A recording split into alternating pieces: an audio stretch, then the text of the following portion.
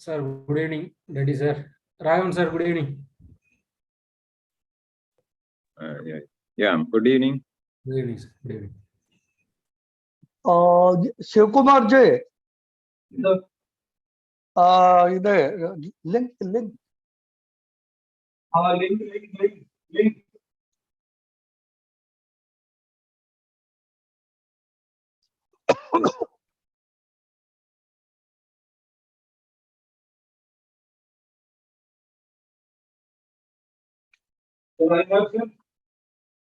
no, it's not it.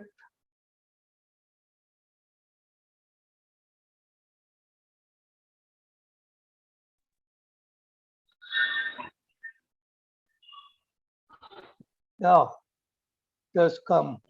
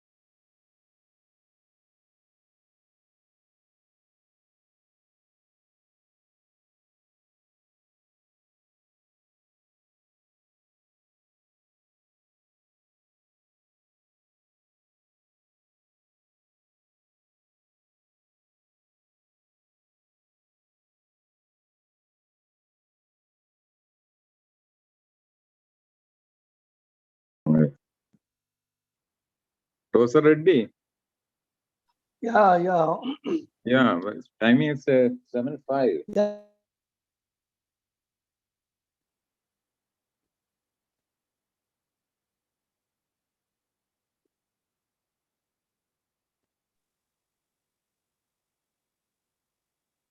Yeah, I was sending those Yeah. what YouTube link, Yeah. So Okay. that's why it became late. Okay. Hmm. I said, now this is the time. Now we will start the.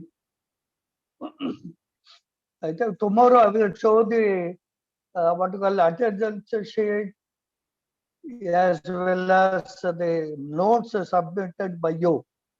But before that, I would like to say one Ashokan and Harshit and Yasser, CK Yasser. These are the three people who didn't attend the classes. I don't know what happened to them. So those three names shall be removed from this list. Tomorrow I will show you the whole thing because there is some internet problem with my laptop. So I cannot show you right now. But anyhow, there's three people. So I will show you by tomorrow.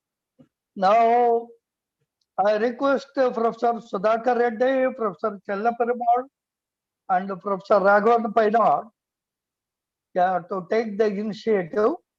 I think first you give preference to the participants. I think let them raise their own doubts or their questions, whatever may be the thing. I think give preference to them. If they and people who didn't ask so far, you should ask the question. Okay. Now I think let us start the what you call interacting session. Sir, I think today there is a class, na? We are deviating from the schedule. Sir, I think we are deviating from the schedule. Today there is a Raghavan Painad's class. Interaction is only for the last 2 days, 15th and 16th. 16th and 17th. Yeah, that is true. So if But you are yesterday, deviating, no, my question is, if you are deviating, how we are going to compensate today's class for the other one? So that is a problem, because he has to complete the syllabus, then only the whole picture emerges. Now, honestly speaking, only 10 or 11 have regularly submitted evaluations. This is I have downloaded all the evaluations, and only 10 or 11, and some of them only submitted 3 lines, 4 lines, something like that, not even full page. So very difficult to evaluate with this kind of stuff, honestly speaking, except for 4 or 5 who are very sincere and trying to do some good job. The rest of them are doing it for the sake of doing it. This is my observation. I don't know. Thank you. if that is the case, we need to find out the reason for that. Whether they are unable to follow the class or and they didn't pay the interest. I think we need to have some individual discussions. And we will do it later. I think let us continue today's session and we can discuss individually with the people who are not up to the mark or we have not fulfilled our obligations. Okay? No, sir, Sudhakar Reddy. Hello? Sir. Yeah, I understand. Is it okay? No, I think we will talk to them. Yeah. That we will do that. Let also hear from Chellapperumal. Then maybe I think he should, Raghavan Painad should continue his class. That's my personal feeling. Anyway, it's left to you. You are the organizer, so it is left to you. Okay then. Okay. Yeah, it's okay.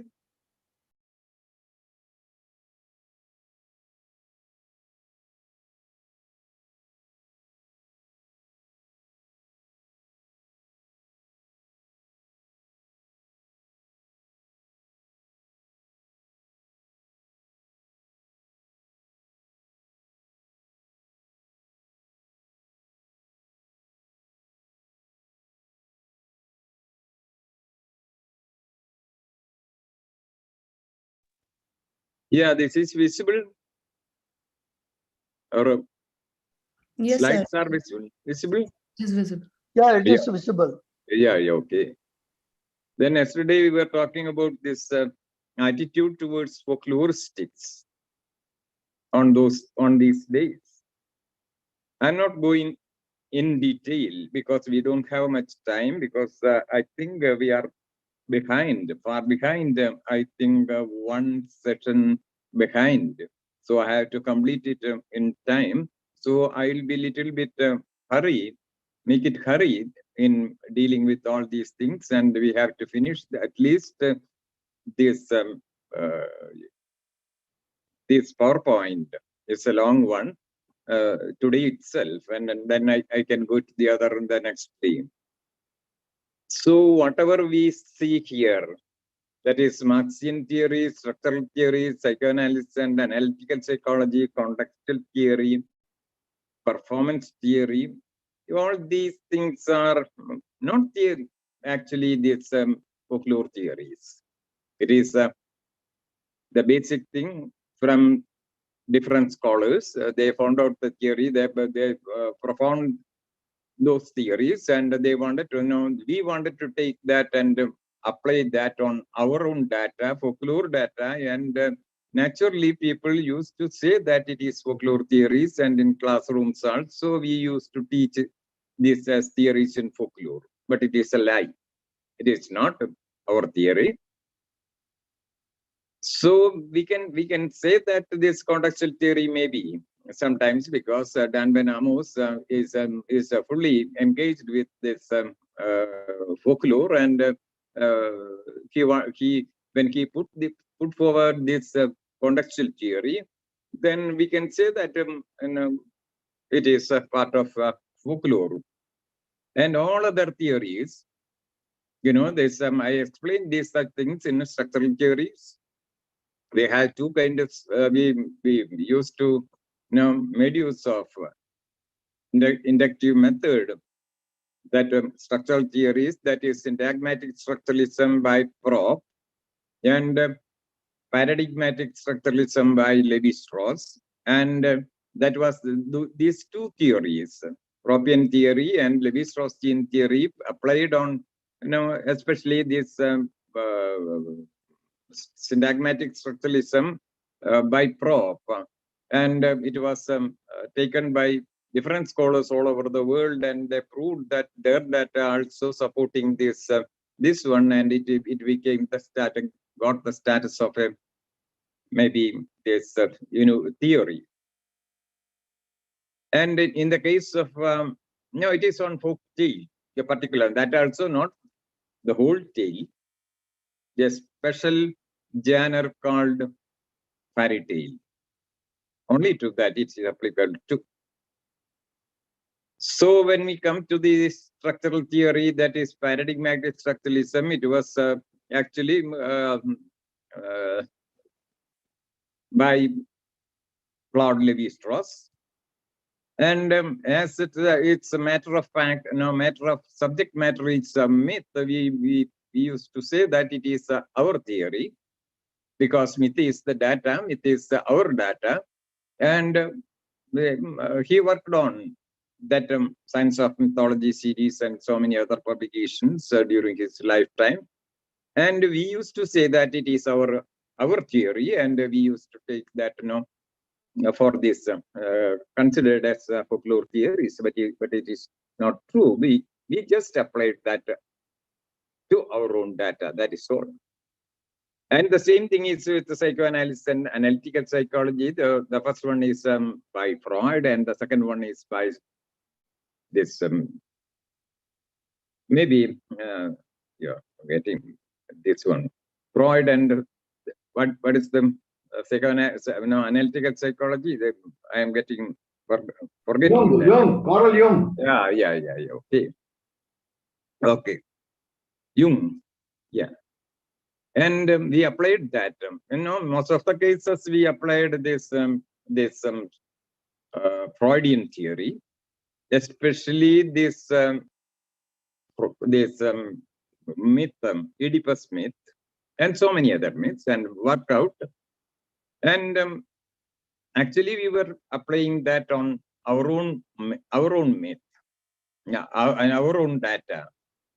And that one exception is that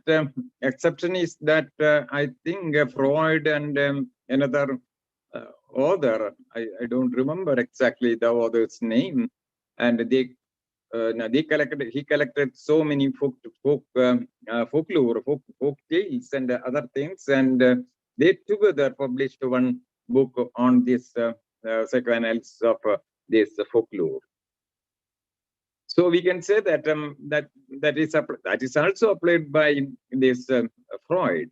So we can't claim that it is a folklore theory as such. Then contextual theory, we know that. Performance theory later. After that contextual theory, then in the same era, this performance theory, communication theory comes first, and then the performance theory also. It was for the performance, not for folklore, because everybody wanted to, when a new area of academic innovation comes, they wanted to cover the whole culture, can be explained by that particular theoretical framework. So when communication theory has come, they told that everything is communication. Whatever available in this world is communication, and that's why Dan Ben Amos also say that it is a communication system. So communication theory later they centered into this performance theory, and that performance theory elaborately explaining this performance in various ways, and so many branches are there. Because Turner is there, Shanna is there, and so many people are there. So that also. It was a fashion in folklore that to whenever they knew this some theoretical aspects are appearing in our this one, we are so fascinated by that and take that and apply those theories on folklore and find out that and used to say that it is folklore theory. So in our syllabus in folklore, this one, all these are considered as theories in folklore. But it is not like that. We can say that Carle-Rohan's this historical geographical method is this one. Maybe this folklore, basically folklore, that also he applied so many methods from different disciplines and found out that. And that is the thing that performance theory, and after that no such theoretical this one, it is postmodern theories. All postmodern theories entered into this one. I will explain that later, I think, because we have a separate section for that. This is postmodern era. What happened to folklore? What the changes happened in the field of folklore? Then attitude in these. Duration. The attitude towards folklore, serious discussion had been going on preservation and conservation of folklore. At this period, that means 70 to 90, maybe, that especially that period, serious discussion on preservation and conservation of folklore, and even safeguard folklore. And work, so many works. They established so many different agencies, helped to establish so many archives and museums in folklore, and they collected and kept it in safe custody. That was happened. So next is folklore became a part of international affairs. Slowly, what happens? Not serious discussions were there by international agencies, and it but before that it is there's Dan Benamos or Alan Dundas or Roger Abraham in America. They used to talk about folklore and frame rules on that and that lot. It is part of their work, not an international thing, no? Because international affair means international agencies put their power on this, on folklore. It's affairs of folklore, and folklore getting change out of that. Then only we can say that international affair. Otherwise, it is a worldwide, folklore is a worldwide, accepted subject, and from different Japan or Thailand or so many countries, they have their own way of approaching. They approach folklore in different ways. That also happened. Next one. Tumor. So this is the thing that happened, attitude towards folklore sticks, not folklore, folklore sticks. Then attempts to define folklore.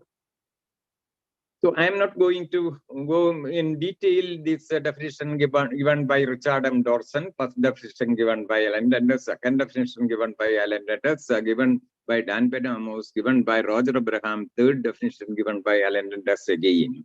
So I don't want to give a detail this one because we have a separate session on that, the concept of understanding of this one, Alan Dundas and Dan Benamos concepts separately. So I don't want to go in detail because that is the crux of this this workshop. Sometimes that the idea created by these two people that we will take care of later.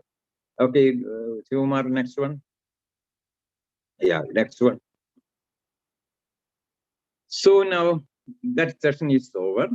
Now we are coming to the state of folklore and folklores during postmodern period, globalization period. That is maybe in India, when we, not India, internationally, when we consider that after 1980 and maybe this that century, 2 decades, 21st century, I'm taking a separate session, separate this session for that this one, 21st century. So here deals with folklore during the period of this postmodern period.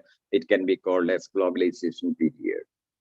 In different way, postmodern is something else and globalization is something else because both are at the same period. And in the same way, we consider this status of folklore and status of folklore as an academic discipline. Next one. Okay.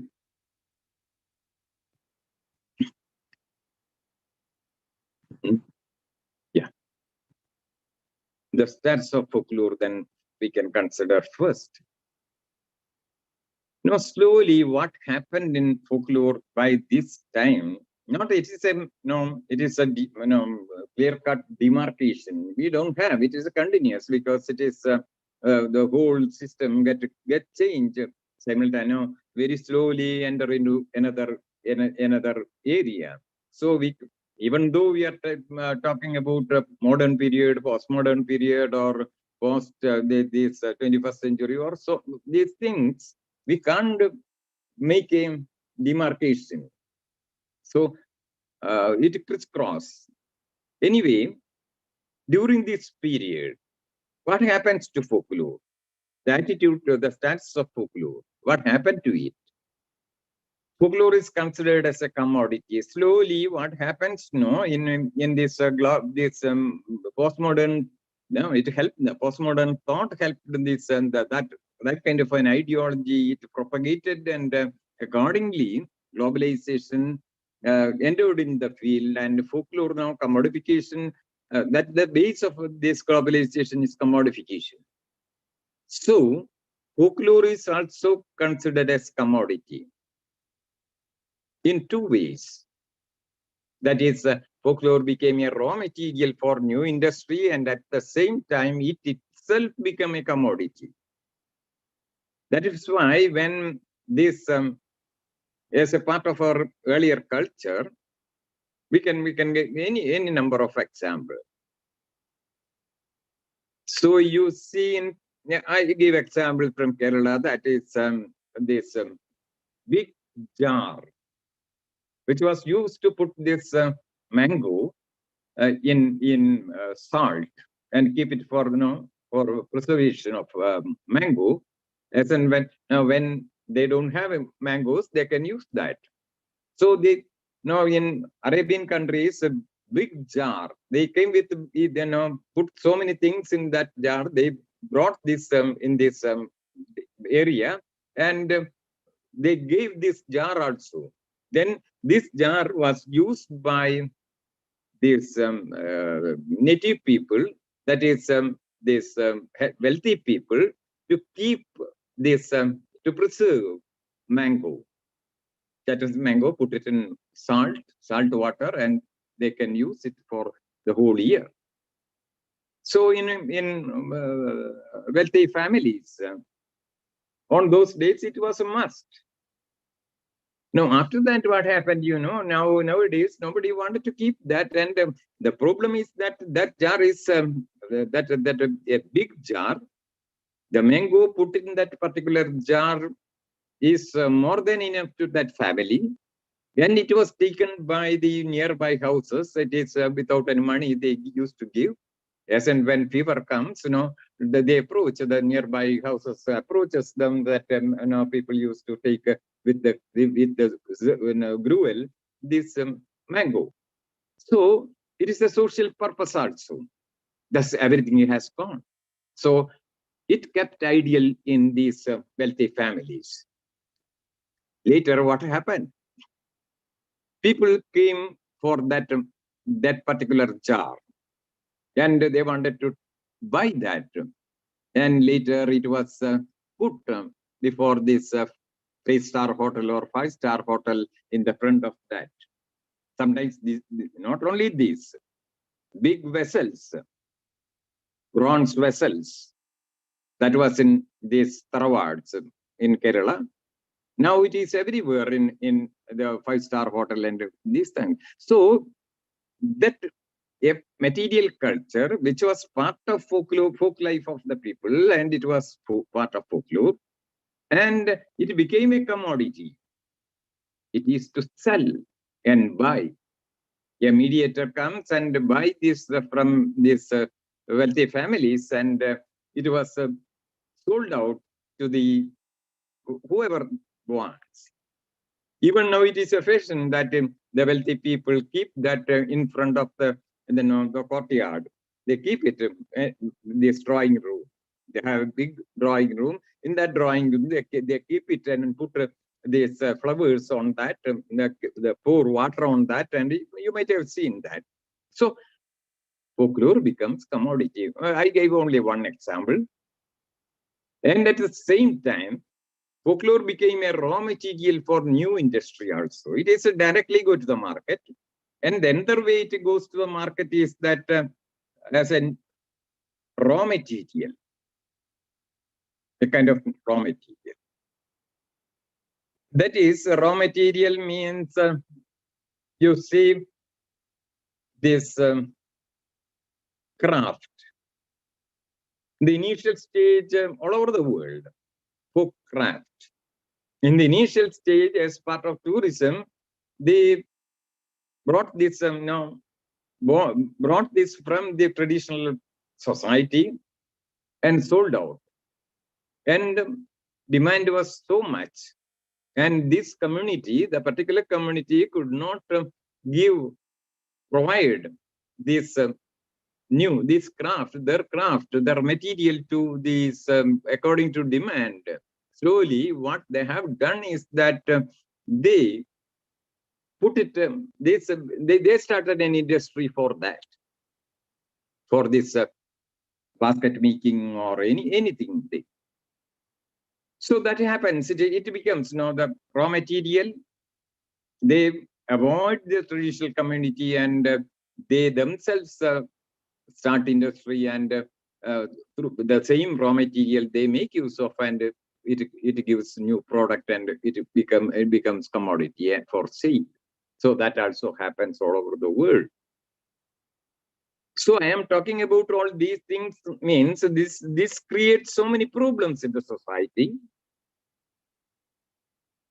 Then that is the thing that who owns folklore? That question arises in this context that we had to discuss separately.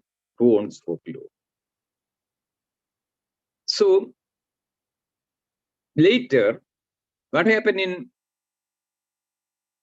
not in India, but this public folklore.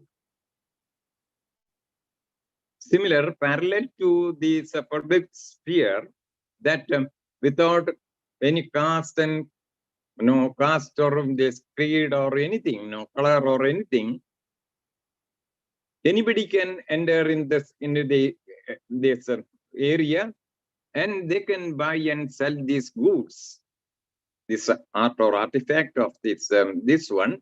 Then it is called public sphere as far as postmodern thought is concerned. But in folklore, as we are folklorists, in folklore also, parallel to this idea, public folklore, a concept came in. Not only that, then this power insisted the universities are supposed to create new knowledge and in folklore, and they were asked to work on this public folklore. That is why Roger Abraham and when Amos lost this Joe, and they went some other department. One entered in Jewish department, other one also went to because of retired. So this happens because public folklore, it's a new concept that folklore can be considered as a commodity. No, folklore, the real, when we go to the different definitions that have given by many scholars, those definitions may say that all those definitions used to say that it is of the folk. Without folk, no folklore. Even the Allendender's definition or any other's definition, folk is the central point. Folk is in the central point. But in a public folklore, there is no folk. Now, if you want to consider something as folklore, as we already learned so much on that is that it has a tradition, it should have a tradition, and it has a particular, it is part of the life of the particular folk. It is a different text, it is a capability of a different text, create different texts, like that, so many things. Anonymous in about this origin is concerned, and so many things are there for folklore. But public folklore, when it becomes public part of public folklore, you can't ask where is the origin, who is behind this, whose tradition. No, it is not at all a matter to discuss. If you like it, buy and go and keep it in your house or consume it. That's all. So this is the precision with the public folklore that also entered during this period.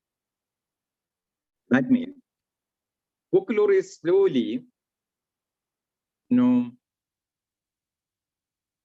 vanishing from the life of the people, and still that folklore as material was still there. They wanted to make use of that as a raw material for this new industry. That happens. I already told about these things. In a new era, everything will be part of this consumption. That is why even your kinship system and behavioral pattern also will be a raw material for the tourism industry. in homestay. That also happens. Culture also becomes part of this, and in tourism industry, cultural industry also part of that. So it happens. So heritage tourism and folklore, there is a, so we have this heritage tourism in left hand and folklore in other hand. Then tourism has its own aim and objectives in the present socio-political and economic this situation, this context. But folklore, folklore lost everything, slowly losing its this grip on the society. Folklore is floating in the society. In the life of the society, folklore is floating and moving from here to there, and they are catching that, and they are making use of that for their own purpose. So that was the situation in this era, maybe postmodern era or globalization era. Serious discussion on right over folklore. It started in earlier 50 years back, but that we discuss later in elaborate, but just mentioning that 1989 it was discussion was pro folklore, preserve folklore, safeguard folklore, and so many suggestions, so many conditions put forward by the this UNESCO. And what happened? Nothing happened. So serious discussion on right over folklore. Who owns folklore? That question was so serious in this era. That is why in Switzerland, it was the first time, I think, the court case has come and to take a decision on who owns folklore. Because a particular community having its own traditional toys, and as part of the tourism, this particular industrial people, they wanted to, this tourism industry, they wanted to sell this, buy from these traditional people, we call as folk, and it was they were serving, they are supplying this, but demand was so much, and they couldn't satisfy this their demand. Then what happened? They started in industry. These traditional communities were out. They lost their livelihood. What to do? They went to court. So that was the thing happened in folklore. Then the problem of folklore is that in this era, serious discussion that had happened during this period is that who owns folklore? It's a serious issue. That is the same, the discussion had happened in when Arogya Pacha of the available in the forest of nearby Trivandrum. A particular group of tribe called Kanikar, they have their own traditional way of consuming this particular plant for different as medicine and other things also. And when somebody, there's some serious research on this, this happened, and they found out that it is a medicinal value, such a great medicinal value, and a serious discussion was there on that particular thing, and it was on whose name it will be registered, IPR. Then also, then there is a problem out of everything now, this IPR and PR and CR. That is why at a particular period, this after 1990, this serious international, these people, while their discussion, they came with a new term, folklore expression. It is not accidental. Till that day, they were using folklore and safeguard folklore and so many things on folklore. And slowly they are moving from that particular terminology to a folklore expression. Why? Because it is related to the right over folklore. Who owns who right over folklore, and this copyright is for expressive forms, that is literature or anything, drama or a performance or the intangible things, expressive forms. So they wanted to say that folklore also is an expressive form, and it is only having this copyright act come under copyright act. That is why they wanted to restrict this, confine this subject, the data, that folklore under this this one, folklore expression. So that also came for discussion later. Efforts had been made to correlate folklore with IPR. That is the thing, IPR, CR, and PR. That is the thing. And somebody asked question, I think the last class also. So we have this internationally, we have this registration over the right over this anything, knowledge or product.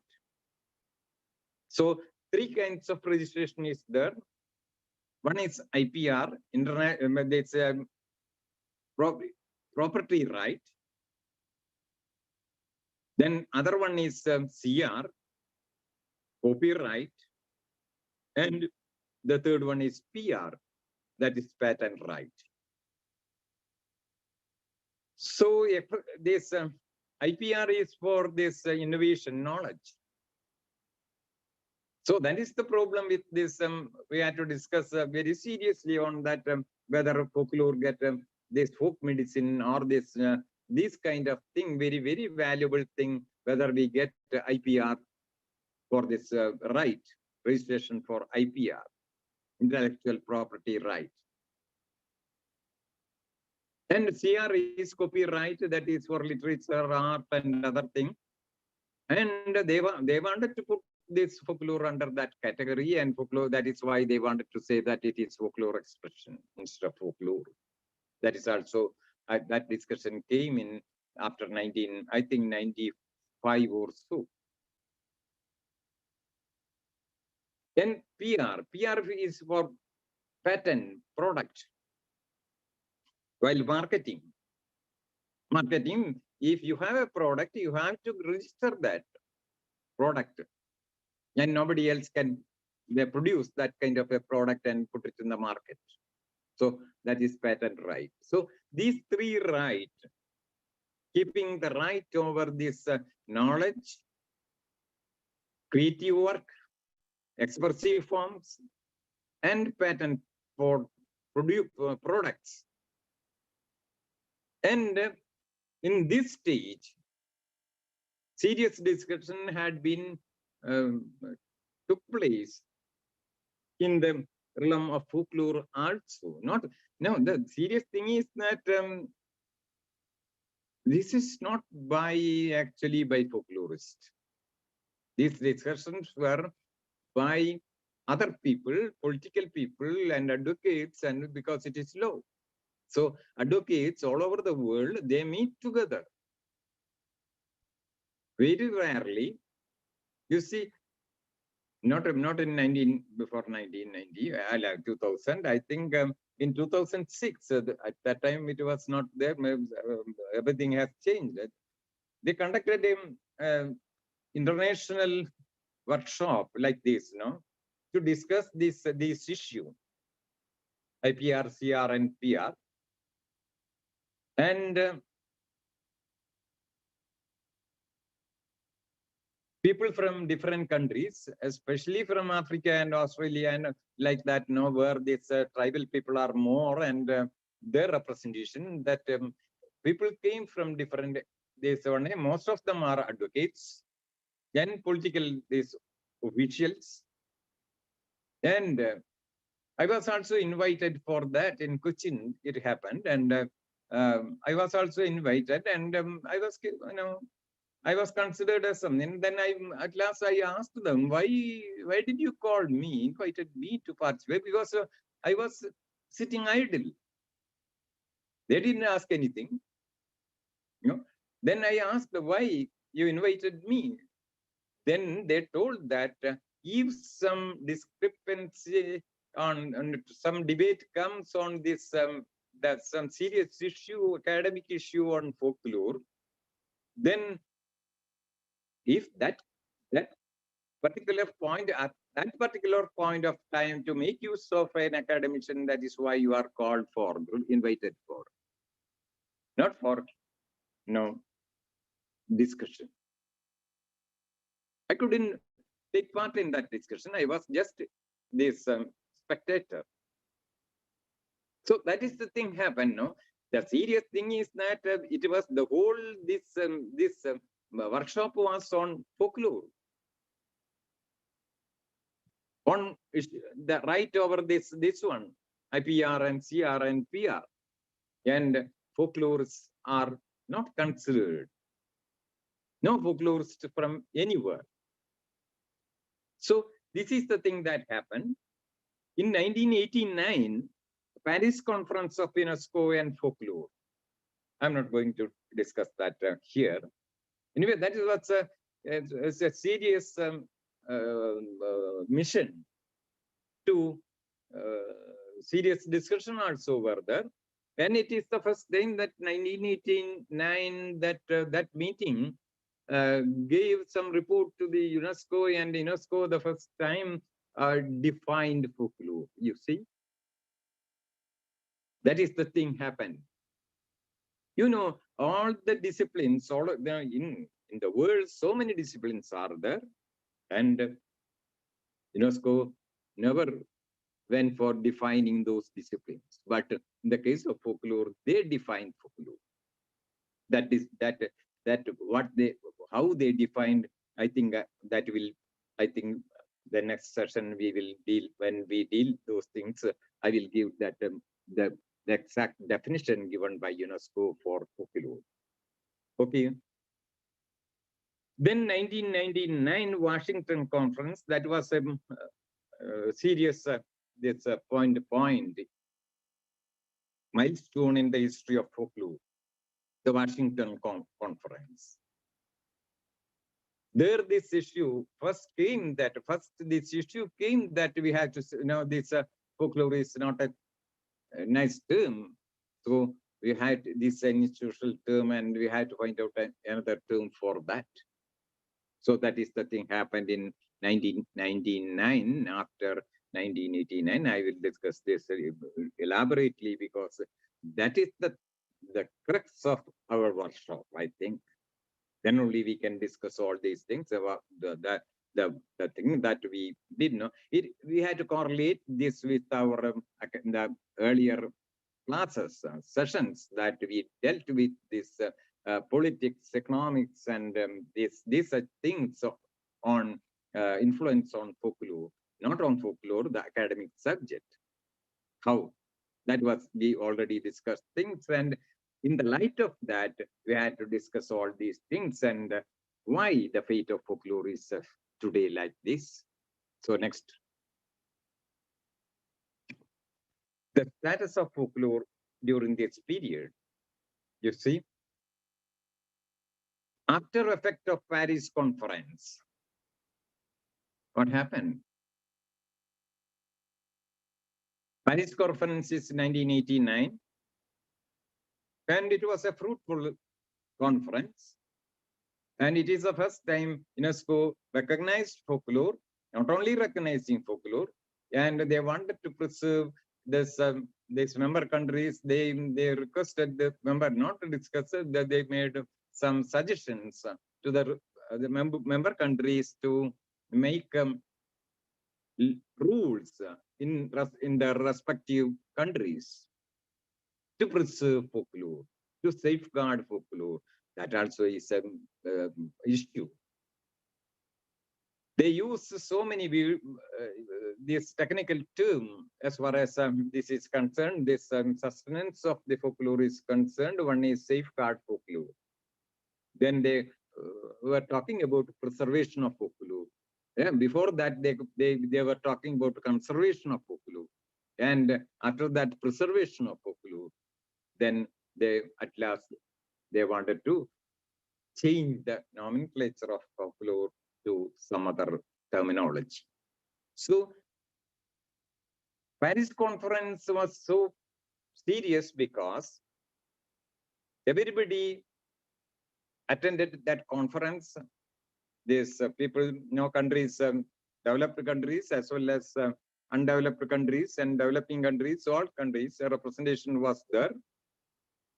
And they discussed the matter, and they for fear of the extinction of this traditional culture, especially folklore, and they wanted to they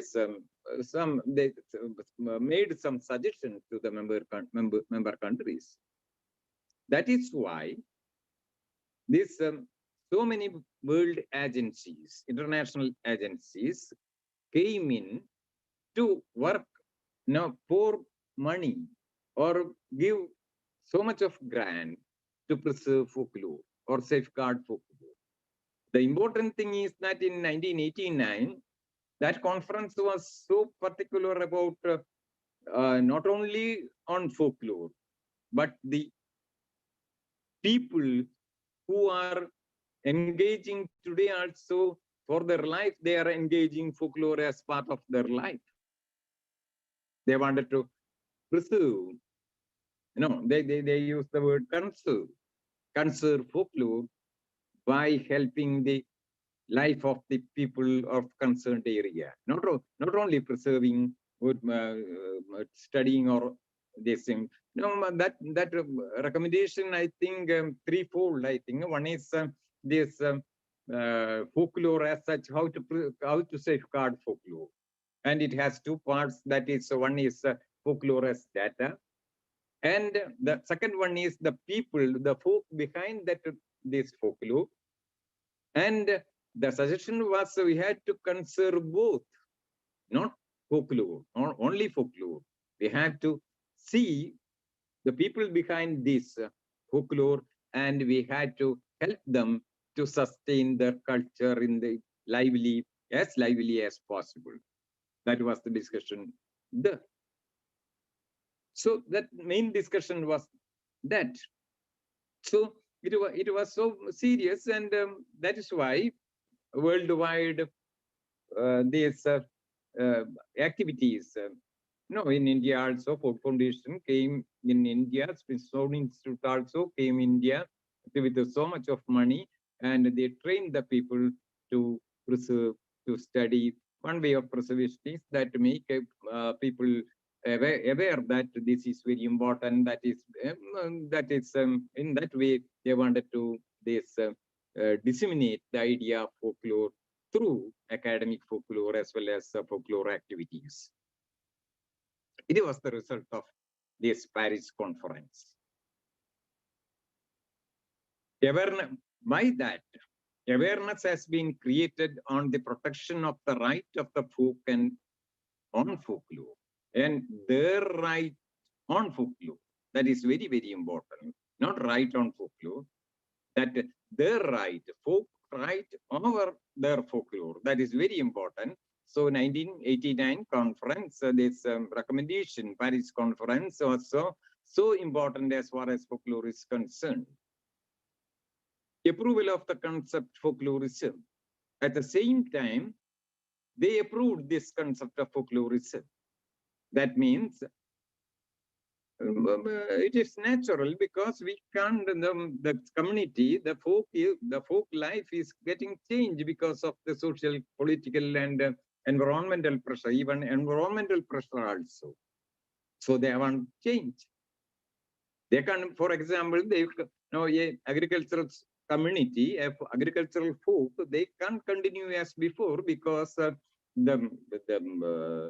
demand for this one, the demography.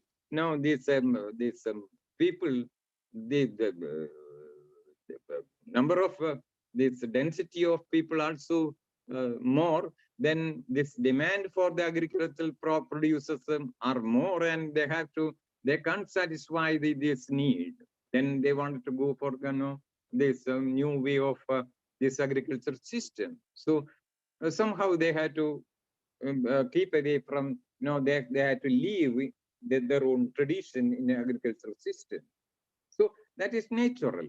So they accepted this concept. You see, this concept of folklorism, it is part of the history of our culture, evolution.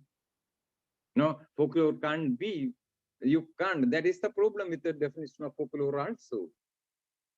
If you accept the concept of folklorism, the same definition that we have given by all these scholars for since last 2 centuries, it won't work, because folklore seem, a particular folk art form, folk performance is seen in this first context in the village life, and the same thing the next day when you go to the beach where tourism was promoted, the same not the same performance, a new text of that performance is appearing there.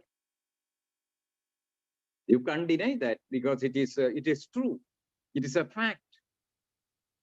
So we had to accommodate that also, because folklore moving from its own first context to some other context.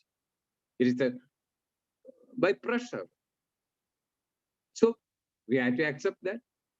So that kind of thing is common. So then what happens, that kind of a situation comes, these traditional folk are advised to go for this folklorism.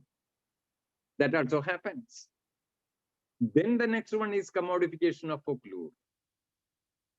Naturally, folklorism is the beginning of this commodification, and it is for some other purpose or for their own need. They know the folk, the respective folk, they wanted to project their own greatness to other people. For that, they sometimes in the beginning they put this, they took their own folklore with them to outside to project out their own tradition. But later it becomes a commodity. People were there to ask, why don't you perform here? I will pay money. Then tourism comes, tourism industry says that I will tell what you have to do with this your folklore. And we have an industry for this. You put this one into this industry, then it will give a new product that is your own, but it has new appearance. So it is a new commodity. So the folk art form that is seen outside in a tourism place or even in a channel, it is a part of commodification. So that also happens to folklore. Rules were framed to protect the right of the folk over folklore. This Paris conference was so particular about that. But whether it has done or not, it is a question to ask. So next one. The status of folklore as an academic subject during this period. This last part of 20th century. So many folklore departments established all over the world and in India also, especially South India, during its period. You see, maybe in I already explained the context in which Mysore University started the first department of postgraduate department of folklore in Mysore.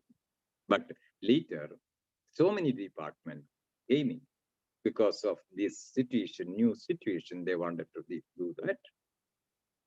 Then, because department means a folklore department means it is a function is twofold. That is, one is academic thing, generate knowledge and disseminate knowledge.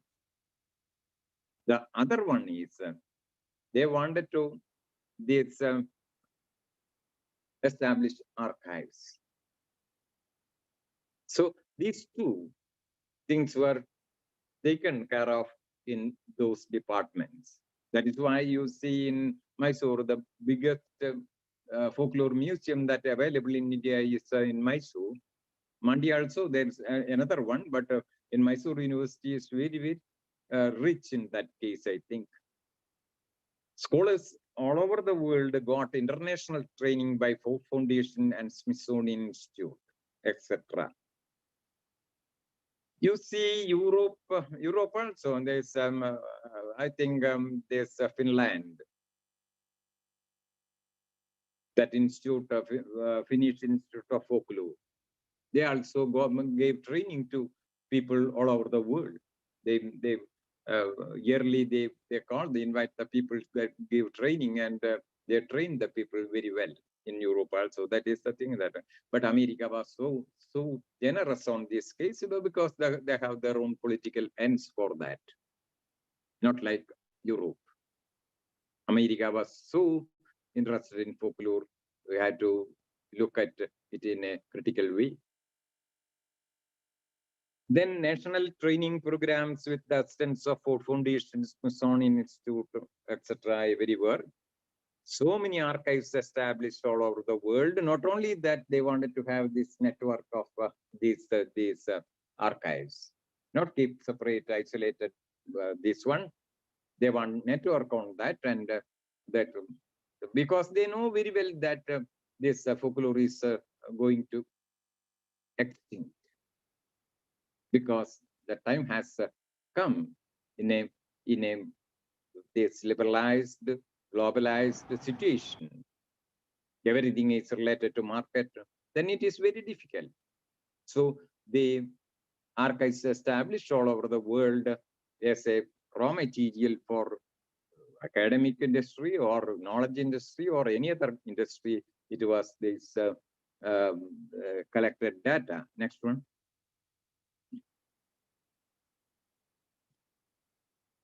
Yeah, 1 minute. Finished? Yeah. In tune with the postmodern theories, folklore, yeah. Then starts of folklore as an academic subject. By this time, our folklore also moves in tune with the postmodern theories. That is why so many new this concept taken care of by folklore departments and folklore, academic folklore. The first one is the important one that Lori Hongo came with maybe in 1990, I think, with the folklore process. It is parallel to the idea that everything is process. We were talking about when that is a post-structural thought also, part of post-structural thought also. Structure is a system. That system, it is a given system. We are stopped there somewhere and trying to understand that this static one. That is the way to understand this reality. On those days, it is considered as knowledge. In structuralism, what happened, this the whole world is moving, changing. Then for the study, we have to stop somewhere. And we examine that, and the rest of the thing that we used to assume the system, how it works. So as part of the postmodern thought, everything is a process. It moves from one state of reality to another state of reality. It is a continuous, endless process. Everything is going on. That was a postmodern thought. Even moral system. No morals, value. There is no value as such for this one. So, value of a particular, this one, it is in early days, it was decided by the people. But now in market, every day, the market, the value of a particular product or particular thing is changed according to the demand. It is moving. A small international affair, international problem comes in the scene, immediately this economic system get changed. Because this is because of this kind of a mental system has been created by this postmodern thought that there is no permanent value. So many things are there. We are more interested in folklore. The folklore process by Lorigongo is part of that. It's a process. What had been happened this folklore from since early days to today. He was looking at that it is a continuous process happening. So we had to study not the static, the genres. Genres, you have genre studies, and genre is static. Genre, it has its own definition. You give a definition to, you define something means you make it static. Any definition. When you give a definition to folklore, then we wanted to make it static. But it won't stand. It will continue. It will accept so many things, new text, one after another, and it is moving. It is a process, unending process, everything. So that is why this accepting this idea, Lorigongo wanted to put that idea in folklore, and he came with 21 process that coming through from the original folklore in the confined to particular community, and then a state has come, that a situation has come and had come to identify themselves that it is their folklore. They identify, otherwise it is part of their life, and they never no cognition was there. So a particular point of time, they recognize their own folklore, and they interfere with folklore, and they move to this folklore, and then morality also come in between, and they wanted to keep the morality of the society, and then therefore they wanted to keep this in this one. That is why Grimm brothers published this collection of folk tales. And in that introduction, they told that it is because this moral, this one is that system of communication has slowly vanishing. So we wanted to don't want to leave this morality or ethics in our society. All these morality and ethics are inside. It is kept inside the folk tale, all folk tales, and they wanted to give this folk tale not in the earlier this generation to generation, this transference. Instead of that, they wanted to, because new system of education has come, the teaching and learning. So they put that in the syllabus. For that, they created this. Actually, they created this, and they published this folk tale. Household. It is called a household tales. So in this way, whatever happens in the other disciplines and whatever happens in the social, political, and economic system, it affects the study of folklore. And that is why folklore process also has come. And what happens tomorrow, we can't predict. It moves with this one. So that is our question, whether we had to go with this movement, or we have the right, we have the courage, we have this consciousness, we have the obligation. We feel that we have an obligation to curtail some kind of, and this one, no, interfere with this moving, the world's this forward, this movement. Some way we had to interfere. Is it possible? Folklore as a subject, academic subject, is it possible? That is our inquiry. Otherwise, if you don't have any function in the present socio-political and economic system, your subject has no value. Nobody cares your subject. So we have to attribute some kind of function in the present socio-political economic this condition, then only we will get respect and they pay their ears to us. That is the argument I am bringing in. So in search of identity, you see, during this period, what happened in folklore? Even the definition given by Alan Dundas and Dan Ben Amos is part of this. In the surface level, we can see that that also part of the postmodern thought, because identity. Then marginalized, feminism, and so many disciplines, so many new thought, way of understanding this, analyzing this world. Postmodern thought, through postmodern thought, these have entered in the field, and that also accepted by folklore. That is why this feminism, you see, in 1983, this Journal of American Folklore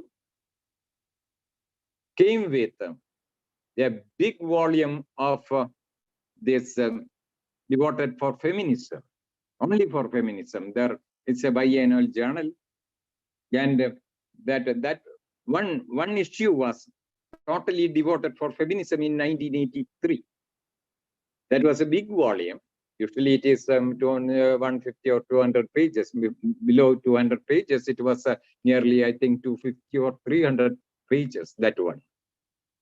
So whatever happens outside, whatever happens in academic arena, academic disciplines nearby, or their own in different fields, and the socio-political movements that now awareness that happens in the world. Accordingly, our discipline folklore also moved, but the result that we had to examine, we had to evaluate. Interdisciplinary and multidisciplinary approach that we are so particular now in all disciplines during this postmodern period. No, once upon a time during modern period, everybody was so particular about specialization. Each subject divided into so many categories, so many small categories, and they put their academic energy on that particular specialization. Each and every part of that particular discipline has taken into consideration, and they worked intensively on that. And that created an awareness that specialization is that during modern period. But in postmodern period, we now our social political change and economic change that happened. Accordingly, we wanted to. Now, my understanding is that it is due to know this liberalization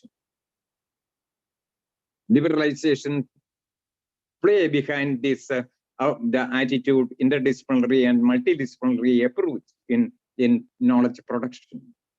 So I don't have time to discuss that. Then this public folklore. No, it is predicted that hereafter, after some time, there is no folk. There won't be any folk as such. Then there is no folklore. And that what all created by the folk society as a knowledge system, or there is no knowledge system as far as my understanding. Their practice system is there, and so many things are there. Material culture is there. So many things are there. Whether it, they know very well that in this globalization period, this won't exist.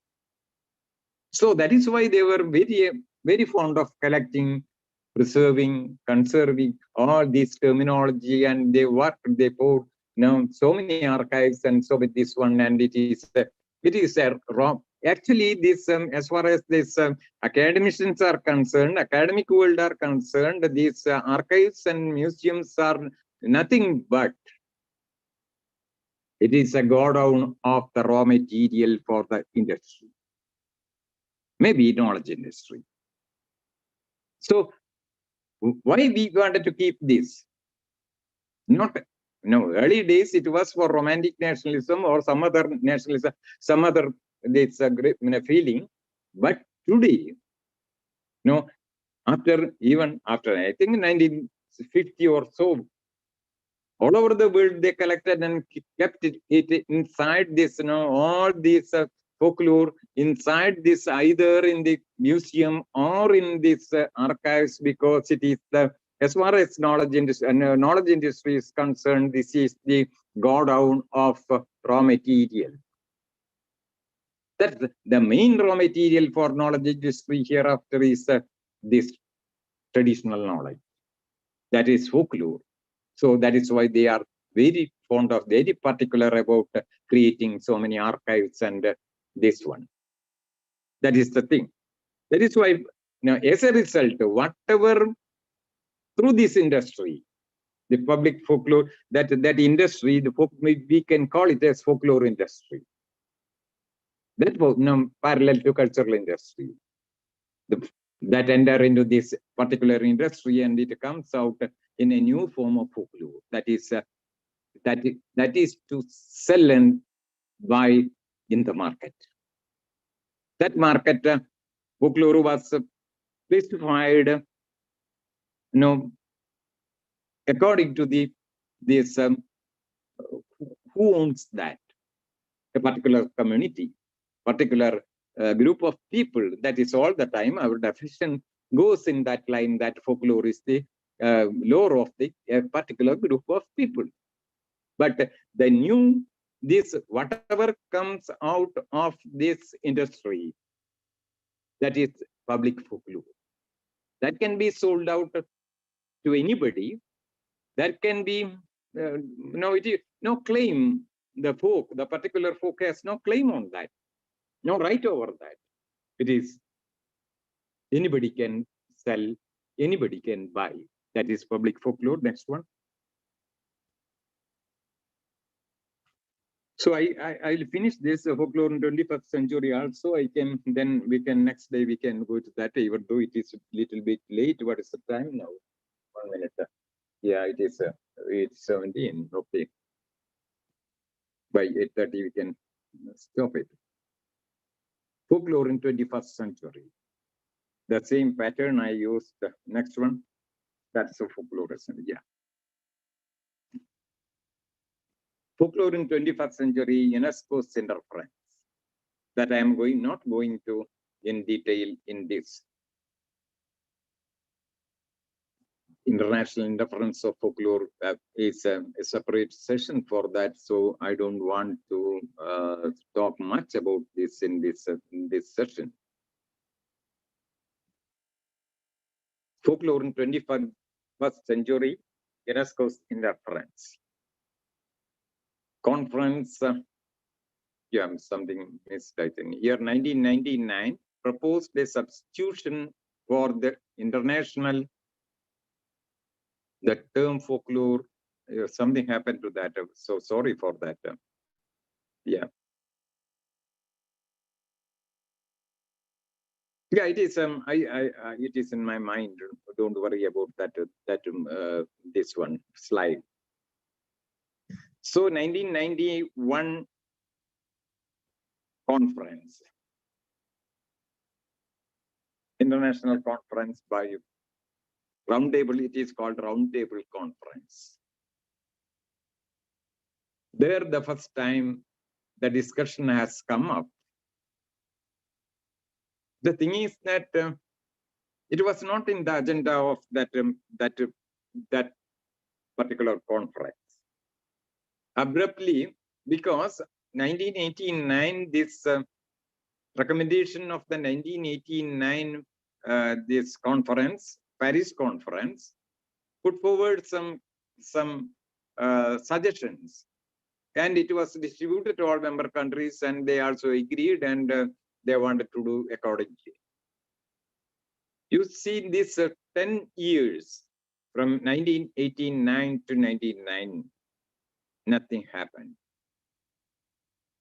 No, it's Ford Foundation, Smithsonian Institute, so many other institutes, they came in and did so many things. I am not forgetting, but that happened. But there was no conference to evaluate what happened to these decisions taken by this conference in 1989. Nothing happened.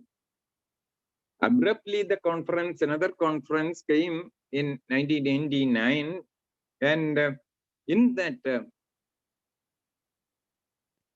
somebody put forward this idea that this folklore is an institutional term. So we had to go for another appropriate term. And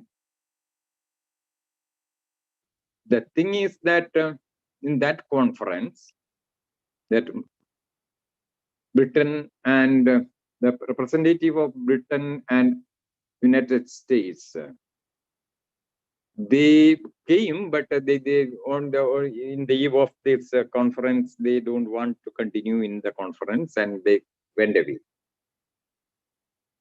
Because that I think we get time to deal with that in the next session. So now I am not going in seriously in that. Anyway, what happened, it's an overall thing that happened in 1999 and 2001.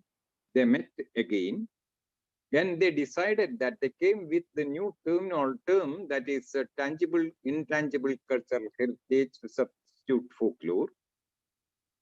And they gave the recommendation to the UNESCO, and UNESCO general body accepted that in 2003 in principle, and the general body of the UNO approved that in the 2004. So technically, officially, there is no term folklore on which we are doing this workshop. You see what? That is the futile work that we are going to do. We are going on doing this, going on in this workshop. So it is a juncture, important juncture to decide, take some decision on this. Either we can leave this folklore and go with the intangible cultural heritage and whatever they say we can do, or we have to have our own decision with the backing of the need of the hour, that is political and economic and social, this need of the hour. We have to rejuvenate this term. So what to do with that? And for that, that is the main thing that we had to think about. Okay, then next one. Then stats of folklore, what happened to that? You see, same definition of folklore with a new nomenclature, intangible cultural heritage.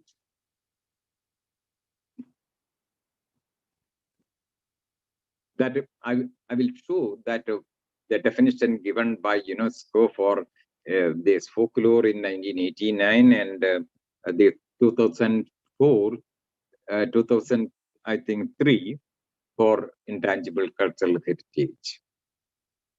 That is the fun. I don't disclose that now. We had to examine that what exactly their intention. If you read these two definitions given by the same agency, UNESCO, then we had to think about that. That we will do in the next session. It's continuous shift in the objective of folklore activities since 1952. 1952, I am talking about 1952. It is the first time WTO, World Trade Organization, enter into this kind of activities. It is part of this UNO. It's an organ for trade. What is the fun that a world organization meant for trade. What is their interest in folklore? What is their interest in culture? UNESCO is the organ of the UNO to take these steps on this culture. But these people, WTO was so particular about folklore and that other culture. So why? We had to ask that question. So it was so interesting when we go through this, all these 21st century, what happens to these words continuously, not only in 21st century, that is 1989, this in a Paris conference also. Preservation, safeguarding, the term you see. Initially, they use the word preservation, then safeguarding, preservation, conservation also. Then next to protection. Why? Folklore more considered as a commodity, protection of right, IPR, PR, and CR. In this 21st century, what happens to folklore is that what is happening in the arena of folklore is that we were so particular about the international community is so particular about the IPR, CR, and PR of the right over this such folklore and other discipline, other material. Okay, next one. Yeah. The status of folklore as academic discipline then.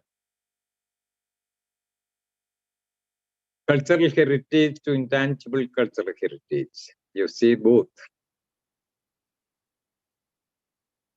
What happened, you see here, folklore is substituted by intangible cultural heritage in 2000, maybe 2004 itself, they used that word. 2006 onwards, they were conducted so many workshops all over the world in this line, intangible cultural heritage. The meeting that I referred earlier in Cochin, that was in 2006. It was not on particularly on folklore, it was on intangible cultural heritage. Still, I was invited as a folklorist. That itself shows something. I don't want to disclose now. So many departments, centers established under the nomenclature cultural heritage were intangible cultural heritage all over the world. You see in Kerala how many centers and departments started in the name of under the nomenclature of cultural heritage. Center for or Department of Cultural Heritage or Intangible Cultural Heritage, Center for Cultural Heritage or Intangible Cultural Heritage in Kaladi Center. As far as I know, Kaladi started that proposal. I also went there and for discussion. In Malayalam University, they started a separate department for cultural heritage. And everywhere, the Kannur University also wanted to start a department. And not department, a Center for Intangible Cultural Heritage. I think Kerala Central University also wanted them, that discussion was going on. So as a movement, it was going on. UNESCO decided that all member countries shall establish archives of traditional knowledge and technology, TK and TT. That is the next move. Instead of archives of folklore and museums, now they wanted to start archives of traditional knowledge and technology. Not culture. They need knowledge and technology. That is why I wanted to discuss about these things in the earlier stage or early part of this workshop, that what is the relationship between this knowledge production and this knowledge production and the development and its politics and everything we have been discussing on 4 days. Here, see. Then UNESCO decided that all member countries shall frame rules on right over TK and TT and sharing of profit. That also they gave instruction to the member countries, and that is why we have a separate, in our parliament, they passed this bill of this TKNPT. And according that, after that they started, that system.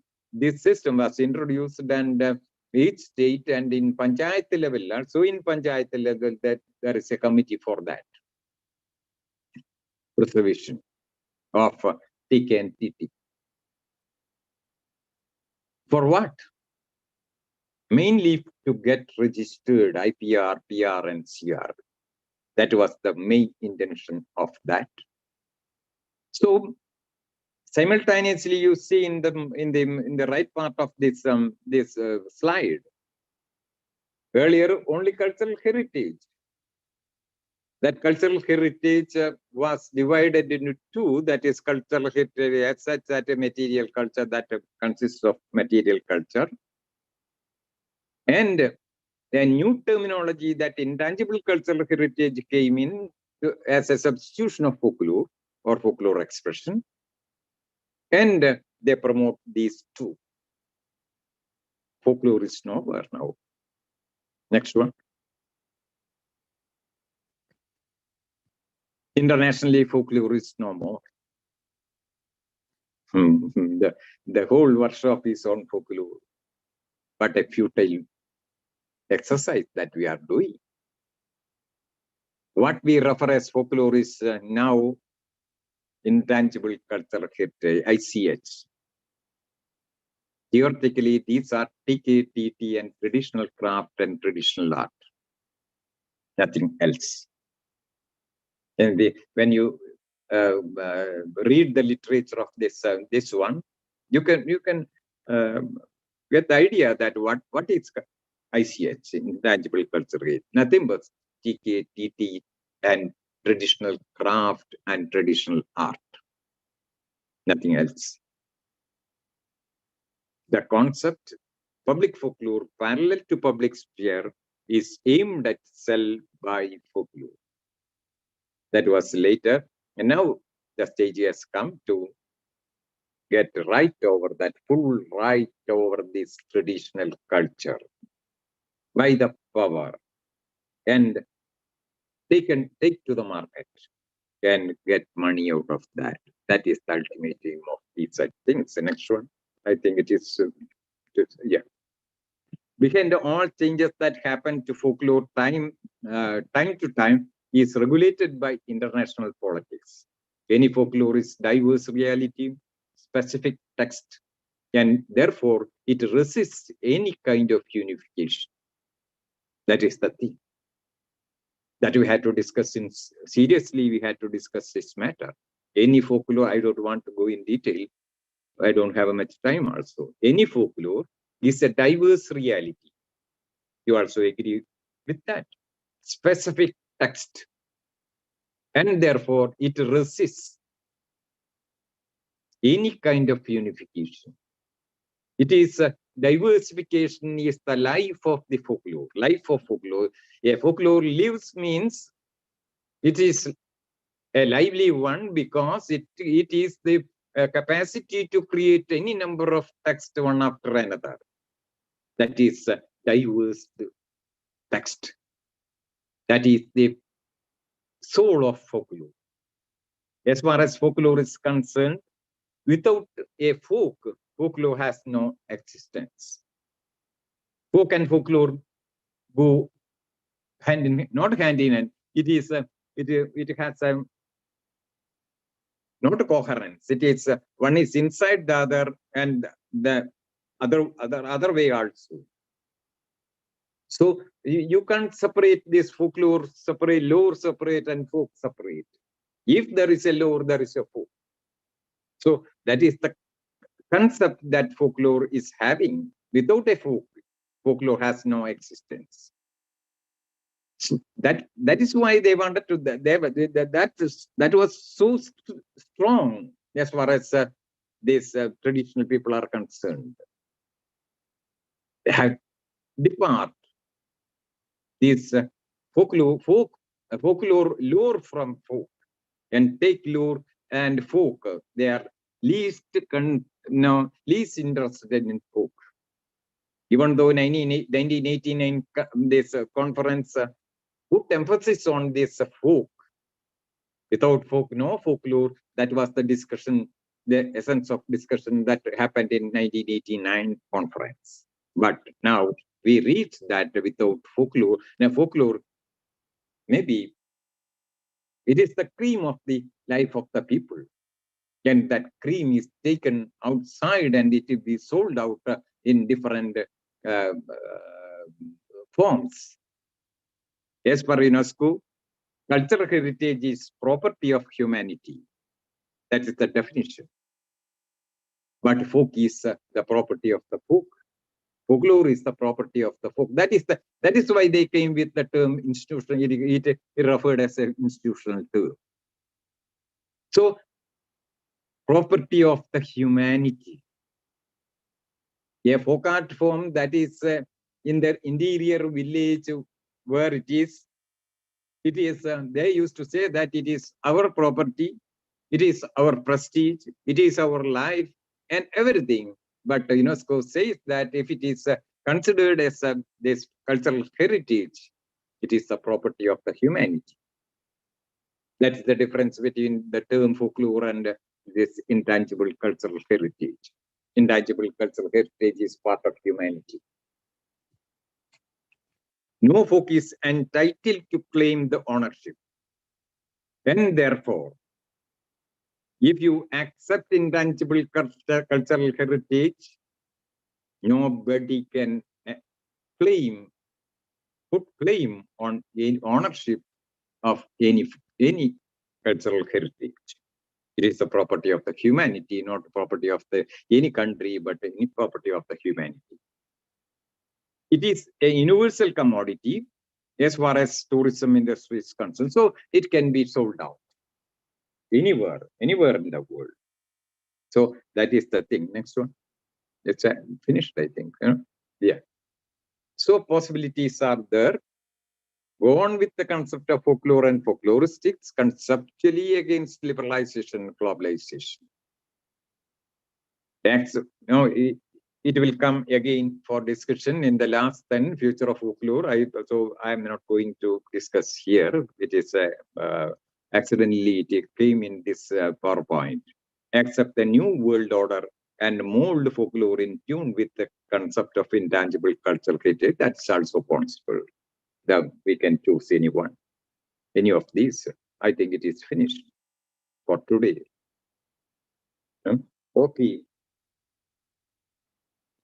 Yeah, only 37. Okay, I finished this. So, Yeah. I think by Reddy. this time, Yeah. But yeah, Reddy, are you continuing? no, I'm. That's Yeah. what. Yeah. So That's enough for today. Yeah. So by this time, Yeah. all participants know about their position, where they are, or where we are, because there are different developments and steps have been are there in the field of folklore. So Professor Raghavan has taken much pains to give a gist of all the what to call the concepts as well as the politics behind every aspect. Now, as he rightly said, that there is a no folklore anywhere except in some of the old departments. Even recently, the government of India, so not recently, it seems since 2014, they're running a project called Intangible Cultural Heritage. Is the project with hundreds of crores of rupees as a budget. The quite interestingly, the politics of the UNESCO is not known to the member countries. still they are following what we used to say in folklore. They are also following in the name of intangible cultural heritage. But only thing is, of course, the result is different. So that's another politics.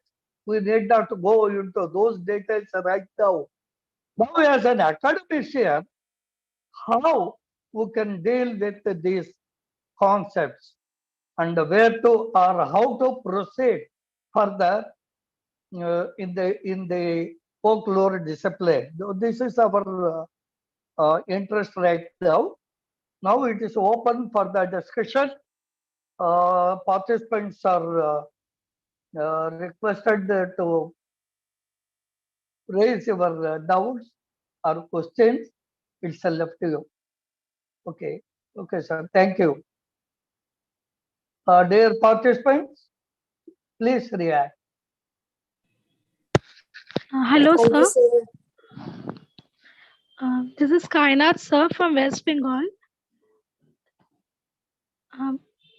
Can I ask my question? Yes, please go on, Kaina. Okay. Sir, I want to know that as you have already explained that this rapid commodification of culture, folklore has been taken place.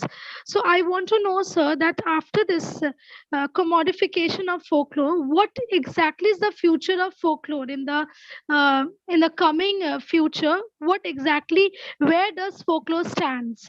And is it really possible to exist without folklore in our lives? This is what my question is. And secondly, sir, if you can just shed light in the relationship of religion with folklore. I really want to know how religion and folklore intersects each other. That's all, sir. Okay. That is also my question, the same question you asked, that's all. So what is the future of folklore hereafter? So that is why I told in the last, we are going to discuss it again, I think tomorrow or day after tomorrow in detail. Is it possible to continue this discipline as such? Because you don't have any backing from anywhere. That decision already has come. As rightly pointed out by Professor Reddy, hundreds, thousands and crores of rupees has come to India government also from UNESCO. And they were doing so many, they have been doing so many projects in the name of intangible cultural heritage. In such a context, our government also approved the term intangible cultural heritage, and they are least interested in folklore.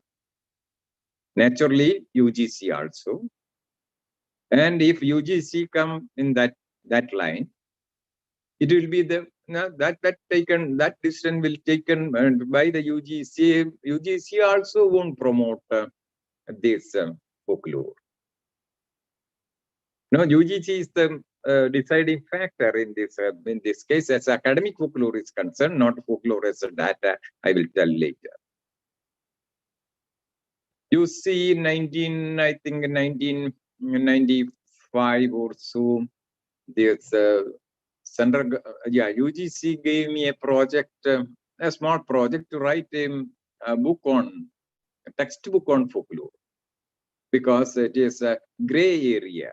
They considered folklore as a gray area, and no much studies happened in folklore, theoretical folklore. So they wanted to have no textbook in folklore. They wanted to create a textbook. So if that is the case, hereafter, we can guess what is the attitude of UGC towards folklore. We can predict. Hereafter, no money will be given to this one. And I don't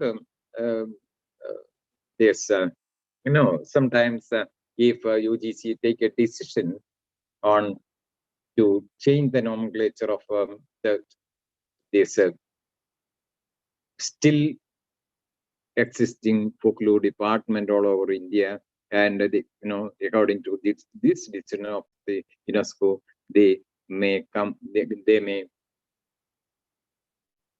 say, they may suggest, not suggest, even make order that you had to change your nomenclature in your university. We had to think that, you have to understand one thing, that it is not a mere nomenclature. Whether that is the problem, actually. It is now in which name it is known to as an academic discipline or a part of culture. But it has a political end, an economic end, a sociological end, social. All these are playing behind this. It is already they expecting that folklore won't be there after a few years, because the ultimate aim of the humanity, as I explained earlier, that it is civilization or the maximum this consumption of this industrial product. Then there is no folklore as such. It is not needed also. So that is the thing going to happen. They already they know that it will be the fate of our folklore all over the world. So that is why they wanted to depart from this knowledge system and that put drive towards intangible cultural heritage, which is highly related to tourism industry. That is the thing. Very clear.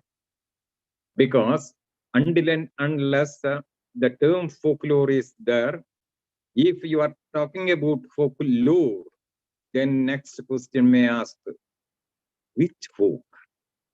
Whose lore? Then it is a right over that lore. It is specified.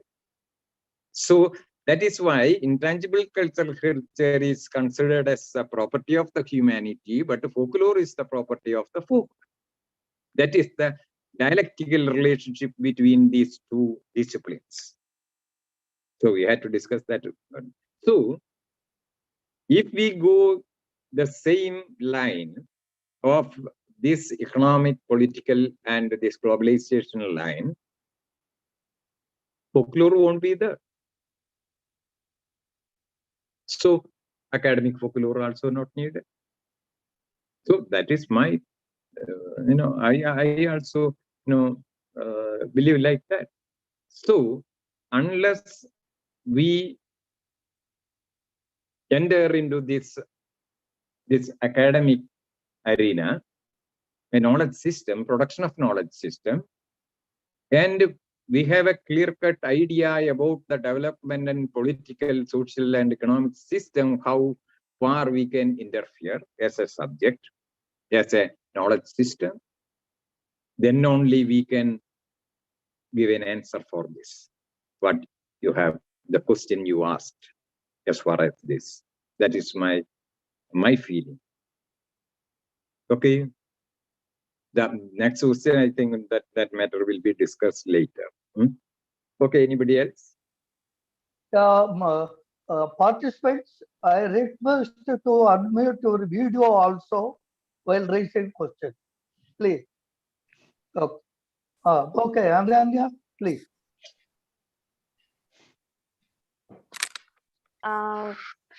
Actually, I don't have any question as such. I am very much heartbroken or maybe saddened by the current procedure that is going on throughout the world.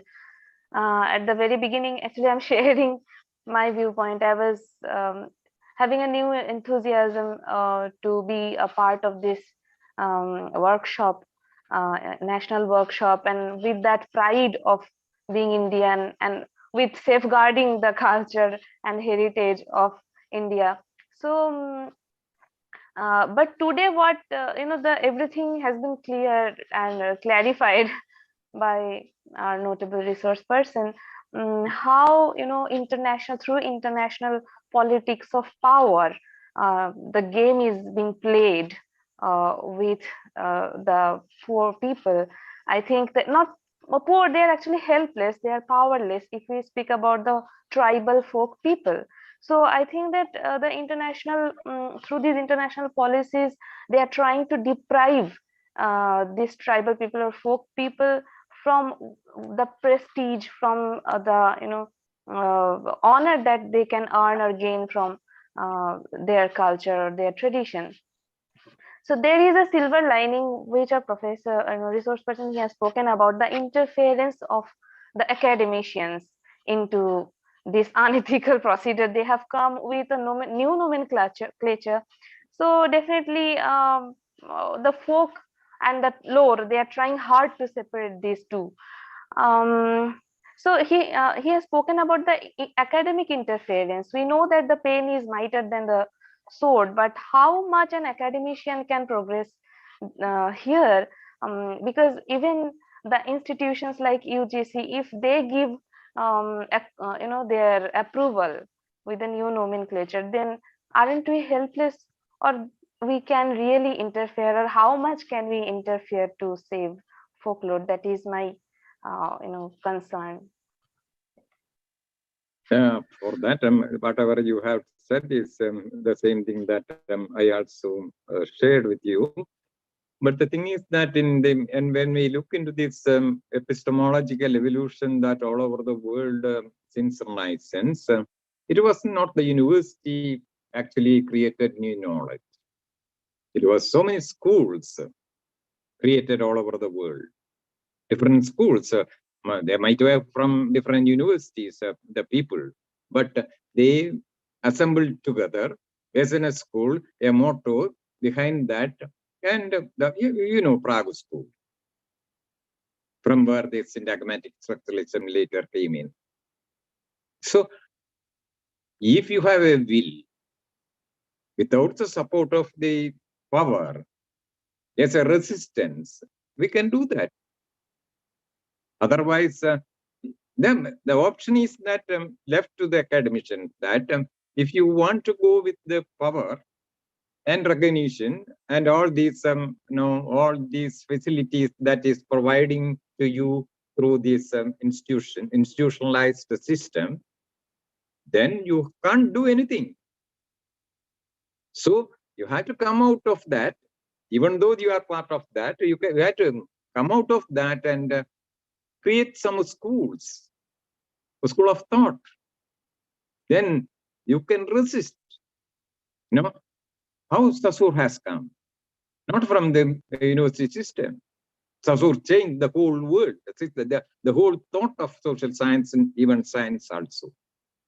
Still, Saussurean principle is actually ruling, and behind this, whatever I also talk, it is behind Saussure is there. So we don't want to afraid of these things, no? If you want to have so much of this whatever they give arms, whether if I use that word, it's right or not, I don't know. Have it and keep quiet. Otherwise, you can think, for the sake of the humanity, for the liberation of the humanity from the political peril, political, social, economic peril of the day, then we have to find out another way. So we can't expect from not India, not in India, not only in India, anywhere, from the political system that administer this academic system, you can't expect anything, because political system has its own will and wish. So we had to move accordingly. So that is the right. So as an academician, as we have something in our brain, you can correlate this with this, whatever happens outside, and we have the right to think and express. This is not the way to deal with. So that is the way. Surely, sir, we can try. Yeah. Okay. No, that is why we wanted the elderly people in the field of folklore. We wanted to invite you people before us and tell this matter to you, because you are the people take over this this one as a mission. We don't have a time left. So whatever we have felt, we have this knowledge system, knowledge that we have. We have to evaluate everything in this lively, this political, economic, and social system, what it is. Then only you get an answer for that. Otherwise, it's an academic exercise. More than we had to expect from academicians.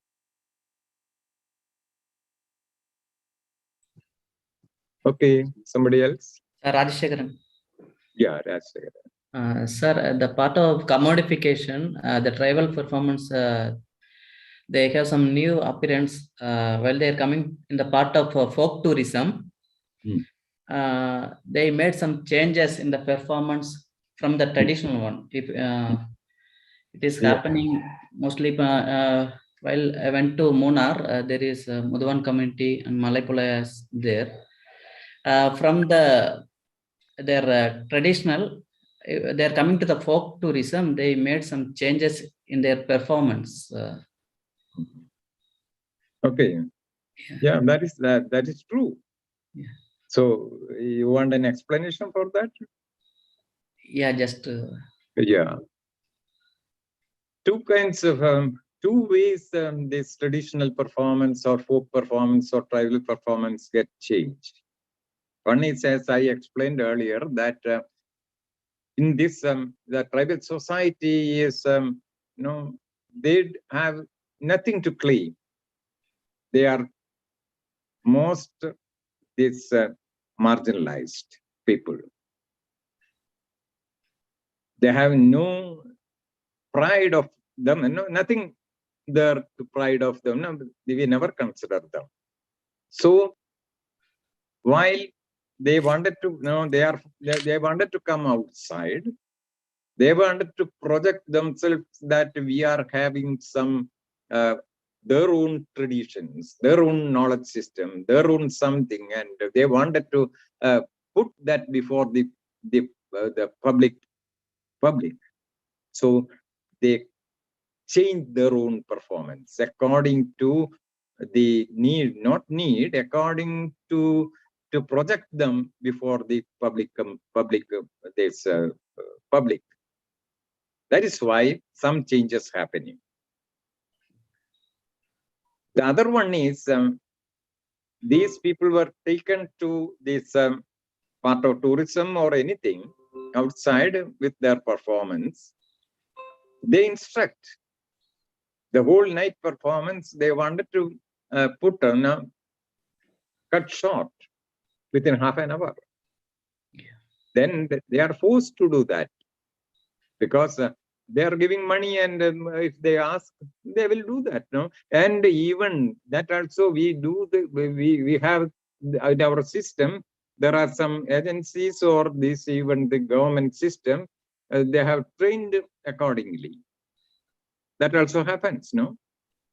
In our government institutions also bring these people and train them how to accommodate their own performance and for the appreciation of this public as part of tourism. So two kinds of changes that appear in tribal societies, tribal performances and folklore performance. That is the reason. Two reasons are there. Now, I am not talking this bluntly. I have enough of data for that because these people, when we go to the field and collecting data about these changes, it is their tribal society themselves used to say these two things. So that is the thing. It is for existence. The tribal society, we have to be pity on them, not pity. We have to give room to them, to pride, their pride. No, they have to feel the pride of themselves. We never did that in our country or anywhere. That is why I am talking all the time about Levi-Strauss. That means he was the man who wanted to take this community as equal as civilized society through his academic innovations. All the time he was arguing for that. Okay. Okay, thank you, sir. Good evening, sir. Yeah. Rita. Yeah. Okay. It is very difficult for me to ask a question on this subject. But let me ask some doubts. That is, who should remain the folk in the postmodern situation? In the postmodern time, all the traditional folk group will wanted to change their culture or their lore. Then how folk and lore survive? Who can preserve it in the traditional way? I think now we are also the folk, and we have some lore. Is it true or false? I have so many doubts about this subject. Sorry. Sorry, sir. Yeah, okay. Yeah, that is nowadays that happens all over the world, that they are struggling with their existence, all folk, because industrialization, since industrialization, each and every product enter into the market and intrude that into the life of the people. It is substituting any of the folklore item. Otherwise, it won't be there in the society. We have our own, for example, we have, now each culture has their own system of this soap, the modern soap. Instead of that, each community has their own way to how to wash their clothes or how to clean everything. There was a material for that. When soap has come in the early time, it substituted that, no? There was even it affects not only the culture, not only this culture, but also this nature also. There is a tree having this I think it's nuts, soap. That is soap in what is that? I forgot. Yeah. Yeah, it's saponin, sir. Yeah. So everywhere that is there. No, it put it in the water, and after some time it will give forms. No, then they put the our cloth in that, and after that it will be cleaned. Then instead of finding out some knowledge out of that and make that more applicable, more through scientific knowledge, we have to develop that and uplift that technology, that folk technology. Instead of that, we accepted soap. Each community in India has their own way of cleaning. Then now it is soap, substituted by soap. So each industrial product eliminate any of the cultural item in the society, available in the society. So it affects not only, now you can't see any tree in Kerala, that sabun tree, I think, sabun tree, it was called a sabun tree, sabun maram. That was not seen in Kerala nowadays, because nature also, no, that is related to some insects also. Some particular insects only they can put this egg, and they are, their life is life circle is related to this particular tree. That insect can't live. That also go. So whatever happens in this universe, any product enter in the life of the people, it affects both nature and culture. Is it needed or not? That is another thing. That is another thing we had to. Instead of that, that is uplifting. We were telling about uplifting.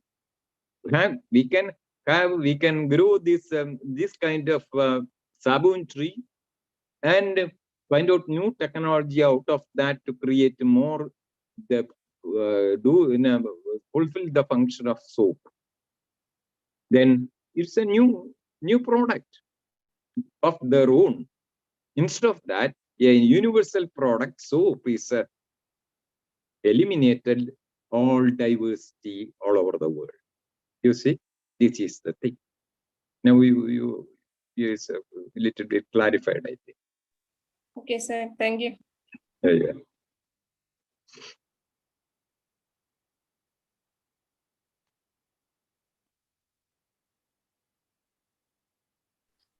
Sir, good evening, sir. Anna Subramanian. Yeah, yesterday you are not seen. Sir, yes, sir.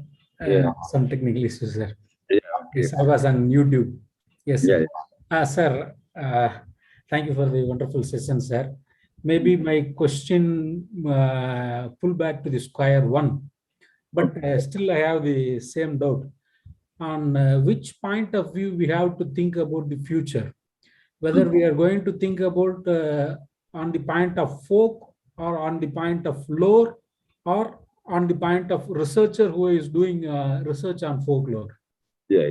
Because while we are talking about this, I have a doubt and worry that it could not be lead to, or it could not be constrained to a job opportunity for some people, sir. Because the all technology and all this interference through this industrialization and privatization, it made, as you told, it made a many difference, and it made a very big influence on folks' life. As a folklorist, how we reacted for that, and what could be our role? Because here a very big challenge and very big question behind us is, while we are talking about our future as a folklore as a folklorist also, what is our role? Whether, as you told, whether we are going to be an activist in a social condition, or whether we are simply going to be lead as an academicians. Because in the past year, if you see the folklorist research means, this is not mainly funded by the government of any government or any powerful industry.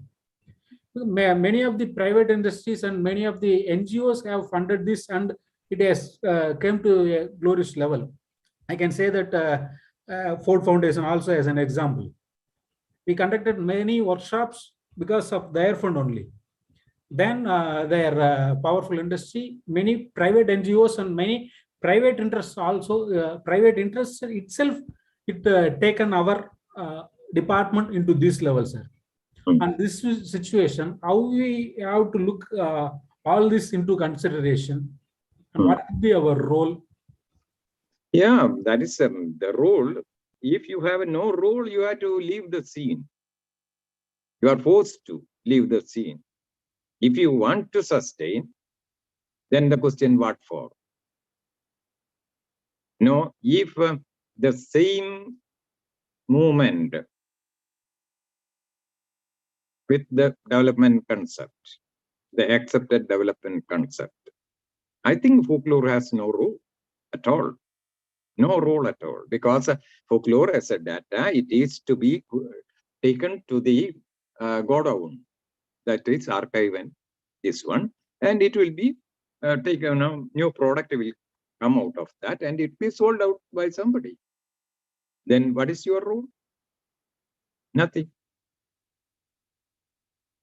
No. Now, do you believe? Now we have all reasons to believe that why this international agency wanted at a particular state that they have to pour money on archives and museums. Why? That is why, no, you have to go through this discussion that, and then the discussion, we can't get it, but the decision taken by the international agencies in these different conferences, then it is very clear that they have their own motto. And they were these developed countries representatives and the developing countries and undeveloped countries, they were fighting each other. That is why in 1999 conference, Britain and America want to take part. Now they came, they went out, because the discussion was in such a style and such a movement that developed countries take play their own role in this, take the responsibility of this folklore, these problems. They are not ready. They frame rule only to developing countries, not for undeveloped also. It is not their concern, because it is not going to, it will take time to ruin that one. They were so particular about folk, and they were, these developing countries are facing problems, and why should we spend money on that? We are developed countries. We don't have any folk as such. This is the problem of the developing country, and they take their decision and they spend money on that. That was the discussion in 99 conference, and they were insisted to take part in responsibility of take the responsibility of this. Then they questioned that, then they went away. Then they came 2001 for this conference, and they themselves changed these two countries. So you have to go through these things, what is happening in this international, this one. So it will be very clear. We are still doing this business, going to the field and collecting them data and publishing and getting fame of money. That is the thing that we folklorists are doing. That is the problem. What is as an academician, that is why I was telling in the beginning itself, 4 days together took to make it clear that academicians' responsibility is very high, very crucial, because they create ideology. Ideology, they decide everything. So if folklorists want to be in, you have to change your role. No other goal. One thing, anyway, I'm going to discuss the same thing again.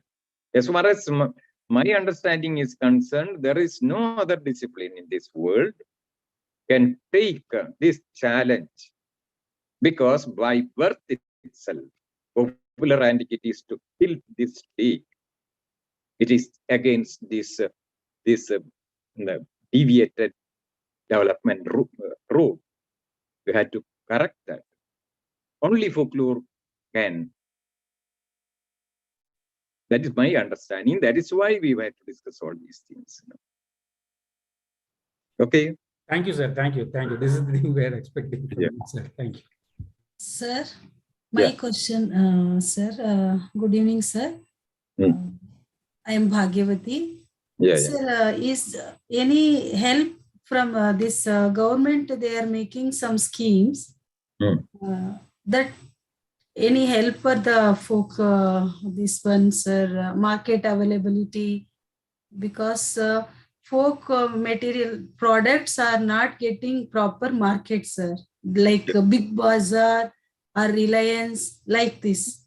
Is any this type of market, sir? We can provide, if we can provide the type of market? Can they Yeah, develop? that is some government as such. It is not has no such a system nowadays. I think as far as but that's movements are there. Yesterday we were talking about this Kanikar and that area with Shivakumar. Then all these forest products producers from the forest, they have a market, weekly market on Wednesday, and people from Trivandrum, they move in this crowd, and they within 1 hour they sold out everything. Then these people, there is an organization for that. This organization now started different markets on different days in Trivandrum. And the same thing is happening. So market is there for producers, not products, producers of forest producers. So that is the thing happens. Government has no concern of, if I say like that, I don't know how the government takes it serious. This one. Government has no interest in tribal society. So what they are telling, Atmanirbhar Bharat, vocal for local, like this. Any help from the folk products? Like this, I'm asking, sir. Yeah, they used to say so many things and nothing will happen. Because, the money that they spend on each head in our country, crores of rupees, lakhs of rupees, each person, for each person. Now, if you take this account, since independence, still, what is the situation of the tribal society? Because it is not the government problem or this one. We can't blame the government or this one. Internationally, it was decided. It was decided that what to do with the tribal society or folk society. It is already decision has been taken that everybody has to develop, and they have to either they have to leave.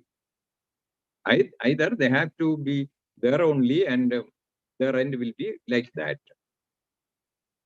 Then what happens, this the ultimate aim is this development. They have to, go with this development. We have to take them with the development. So naturally, this culture that they are having, they have to give up. That is the thing that happens now. If you are more concerned about lore, that is why we are talking about the international conferences and what the kind of discussion taking place there. That at a point of time, they were discussing about the life of the people of this traditional knowledge. We had to keep both. But a time has come that this postmodern thought and post-colonial, this post-capitalist, this system has come. They were thinking in another way. That these people, we can't take the responsibility of these people. We need that their knowledge. That we'll take, not the people. That is the attitude internationally.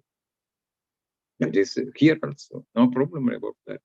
That is why we are so particular about IPR and PR and CR of tribal society, if possible. Not tribal people. That is that dichotomy is there. Yeah.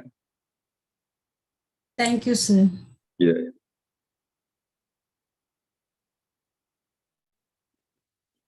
Yeah, what's the time now? Yeah, it is a. Yeah. Is there another question? Yeah, we can't go for. Already. Yeah, we can discuss later also already. Why should we punish this? They didn't do any mistake except when we invited, they entered into this one. So. Not only that, I think one day, either tomorrow or day after tomorrow, we can extend the time. Instead of 7 o'clock, we can start by 6, so that we will get 1 hour time for a discussion. Yeah. If all participants, it's acceptable to all the participants, we can have that. But we cannot go beyond 9:50. Yeah. Because it is a time for dining. Yeah. Yeah, So, we can. we can prepone. If people, participants are very much interested in discussion, you are free to discuss any aspect which has been covered so far. So I think tomorrow, or I think let us discuss and put you. If you have any problem in preponing the time, you please tell us by a message or mail, anything. I think now we can conclude here. You please reserve your what you call doubts and questions. You can continue by tomorrow. Okay. Shiv Kumar Ji, we will conclude here now. Okay, thank you. Okay. And Professor Raghavan, Yeah. I think we can request Professor Vivek Rai sir to speak for 5 minutes or so by tomorrow. Yeah. I will call him. If he's ready, we can invite him He's okay tomorrow. now. Yeah. He's okay? Huh? He's okay. His health is Oh, okay. I think now he's okay. I think let me talk to him. Tomorrow morning I will talk to him. When is Makbul Islam's, Dr. Makbul Islam's talk? Tomorrow or day after tomorrow? I don't know. You just tell me, because as for in our talk, what should be done, we will take up later on. Yeah. What was there you have covered so far? Is it not?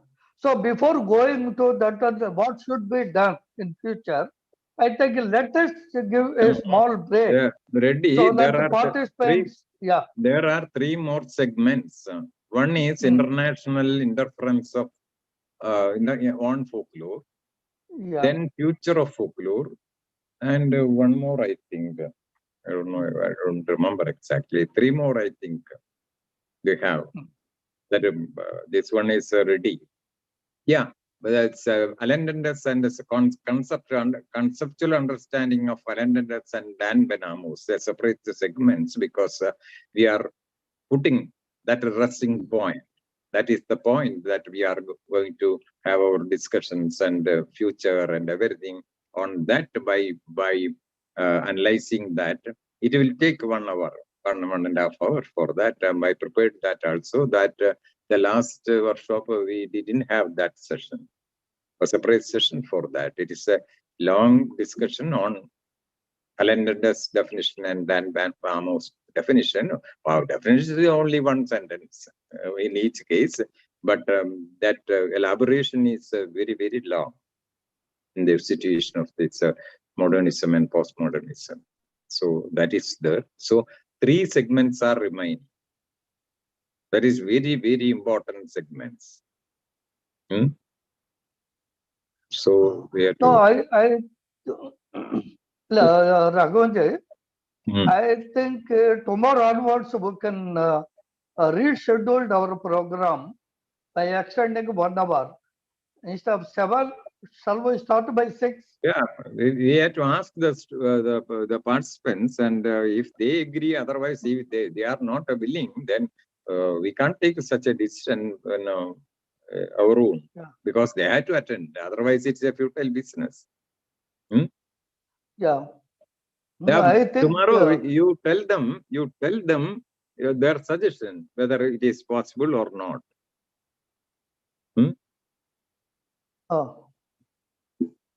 No, I am only asking the participants if it is acceptable to you.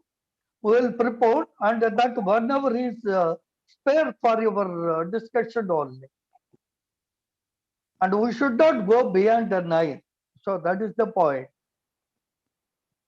Now we are getting 30 minutes for a discussion. When more people are, you want to know more about that, if you want to discuss, I think we need time. So if it is acceptable to you, by tomorrow onwards, we will start our workshop by 6 o'clock. Is it okay? Yes, sir, I think. Sir, there is a reaction option where you can ask participants to raise their hands, and then you can count the number of hands, and it will be easier for you to decide how many number are willing and how many not, because it's the response of majority. Because the more people, the more fruitful the discussion will be, I think. Okay, fine. More people are coming. It is a good sign. And one more thing is, after this workshop, we would like to take up one open debate on some of the concepts that has been raised by Professor Raghavan. So we need to discuss more. But in that one, we are expecting you to take the lead role. So that is why we are expecting you to interact more and more with the concept. By the end of this workshop, you should go with a clear-cut, what to call, opinion or concepts about the folklore, what should be done in the future. So that's our intention. So tomorrow onwards, we start by 6 o'clock. Hello, Shiv Kumar Ji. Then please note the time. Tomorrow, we start by 6 o'clock. Okay. And it will continue up to 17. Okay. Okay, sir. Okay, thank you all. Good day. Good night.